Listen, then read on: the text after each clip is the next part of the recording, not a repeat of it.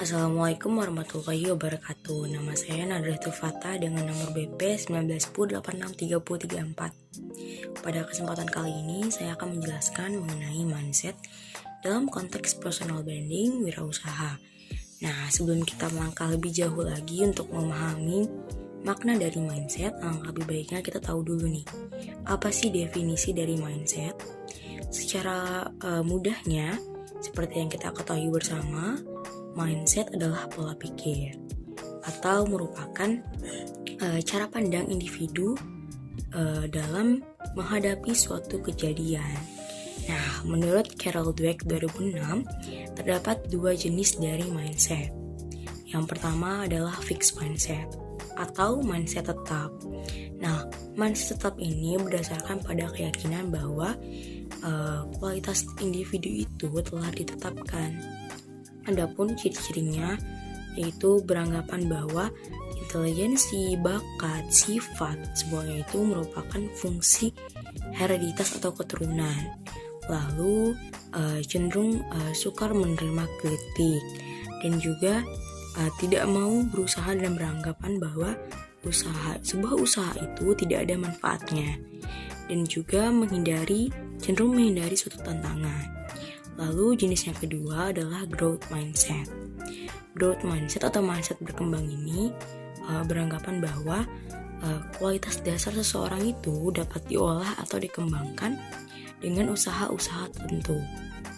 Jadi tentunya ciri-ciri dari growth mindset ini bertolak belakang dengan fixed mindset, di mana pada growth mindset ini seseorang yang mempunyai growth mindset itu cenderung akan memandang positif suatu usaha, juga dapat belajar dari kritik dan cenderung dapat menerima tantangan dan serius menjalankannya.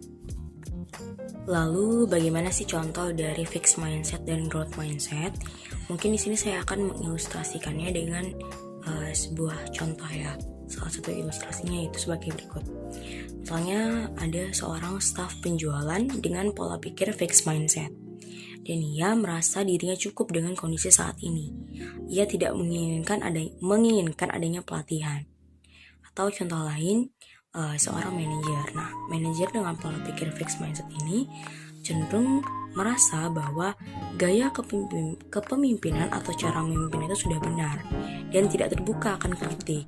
Maka orang-orang yang demikian, orang-orang yang fixed mindset seperti yang sudah saya contohkan sebelumnya itu cenderung merasa bahwa segala sesuatu yang telah ada dalam dirinya itu merupakan hal yang permanen dan mereka tidak menginginkan adanya perubahan. Nah, orang yang growth mindset itu kebalikan dari contoh yang saya jabarkan sebelumnya tadi. Orang dengan pola pikir growth mindset akan terus berusaha untuk introspeksi diri, mau menerima kritik dan mau belajar dari kritik serta mau untuk berusaha dan menghadapi tantangan. Sekian materi mindset dari saya. Selanjutnya akan dijelaskan oleh teman saya. Assalamualaikum warahmatullahi wabarakatuh. Perkenalkan, nama saya Muhammad Lutfi Aziz dengan nomor BP 1910861008.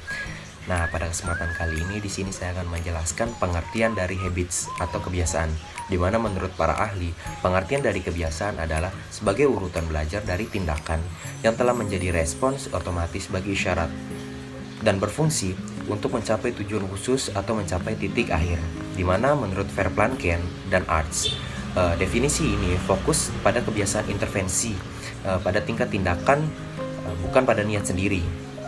Menurut Kamus Besar Bahasa Indonesia, kebiasaan adalah sesuatu yang biasa dikerjakan dan sebagainya. Pola untuk melakukan tanggapan terhadap situasi tertentu yang dipelajari oleh seorang individu, diri yang dilakukannya secara berulang untuk hal yang sama. Kebiasaan adalah serangkaian perbuatan seseorang secara berulang-ulang untuk hal yang sama dan berlangsung tanpa proses berpikir lagi. Selanjutnya, materi dari habits atau kebiasaan dilanjutkan oleh rekan saya. Assalamualaikum warahmatullahi wabarakatuh. Kenalkan, nama saya Arizal Zetri, BP 1910861008. Kali ini saya mau membahas tentang tahapan terbentuknya kebiasaan. Kebiasaan terbentuk dari 6 tahapan, yaitu berpikir, perekaman, pengulangan, penyimpanan, pengulangan, dan kebiasaan. Yang pertama yaitu tahapan berpikir. Seseorang memikirkan sesuatu, memberi perhatian dan berkonsentrasi. Yang kedua yaitu tahapan perekaman. Adalah saat seseorang berpikir tentang suatu hal dan otaknya langsung merekam. Selanjutnya yaitu tahapan pengulangan. Apabila seseorang ingin bertindak untuk mengulang perilaku yang sama dengan rasa yang sama pula.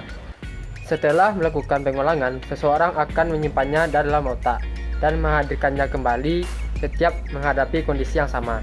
Terakhir adalah tahapan pengulangan kebiasaan. Dalam tahapan ini, secara tidak disadari, seseorang mengulang kembali perilaku yang tersimpan kuat di dalam alam bawah sadarnya tersebut. Assalamualaikum warahmatullahi wabarakatuh.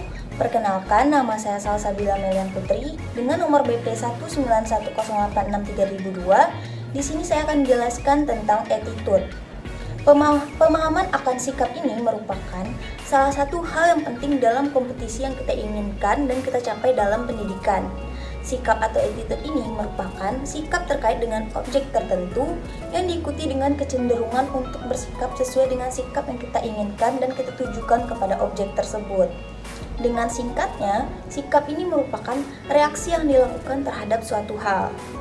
Menurut Ahmadi, attitude ini merupakan sebuah ekstrada individu yang menentukan perbuatan di mana ini menjadi penentu sikap dari sifat, hakikat baik perbuatan sekarang maupun perbuatan yang akan datang.